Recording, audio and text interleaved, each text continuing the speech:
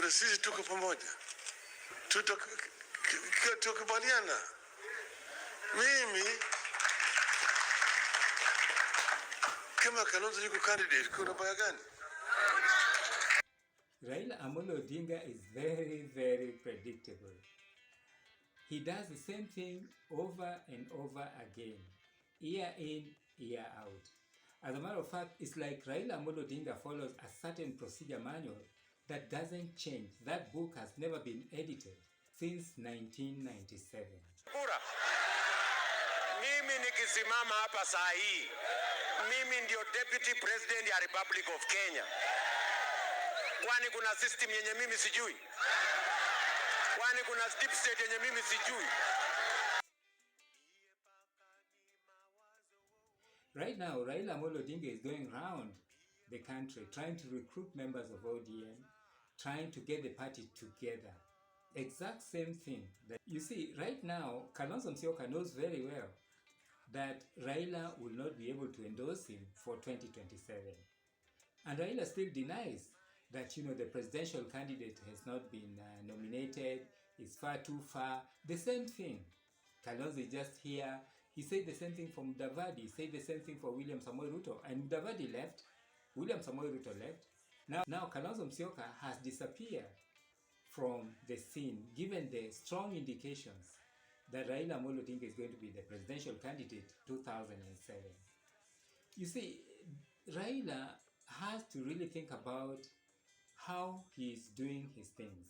He has to re-strategize. Does he leave it to Kalonzo Musyoka and make an early decision? It's not going to be like doing things the last minute, expecting to. There's no surprise in politics. It's a question of planning. If it's going to be Kalonzo Musyoka, they would better front Kalonzo Musyoka, start selling him early, and let everybody know so that he gains momentum to do that. Raila is still relying on the same IEBC records. The same IEBC records.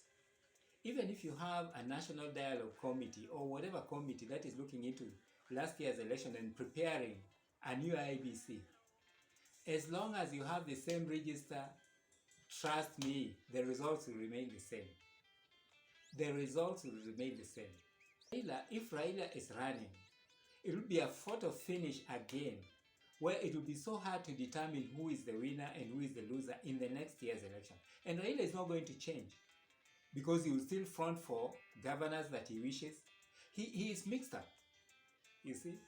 Do you want to be the presidential candidate, or do you want to benefit from the counties? You see, it's a clear choice. If Raila really is considering running, then he should really forget about campaigning for governors. That's the other thing.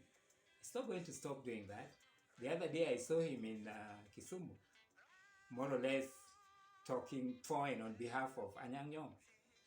You see? So Raila has to stop this business of shoving leaders down the throat of his supporters. Number one, identifying an early presidential team candidate and running mate. Number two, the voters register. As long as it's the same thing, forget it.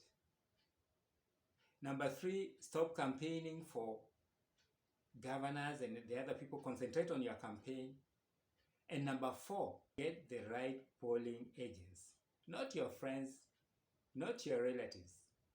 The bigger part of the entire strategy would be, should Raila nominate somebody else to run in 2027? Early enough, when people can make decisions. By the way, this is the right time right now to actually begin campaigning against William Samoei Ruto, especially when people are actually tired of day in, day out taxes. When things don't seem to work, this is the time for Raila to take it up. Ruto has learned Raila like a book, and he knows it. And that's exactly what will happen in 2027, unless Raila changes tactics. Asubuhi na mapema. Thank you very much for tuning in. Welcome to Talk to Africa. Man.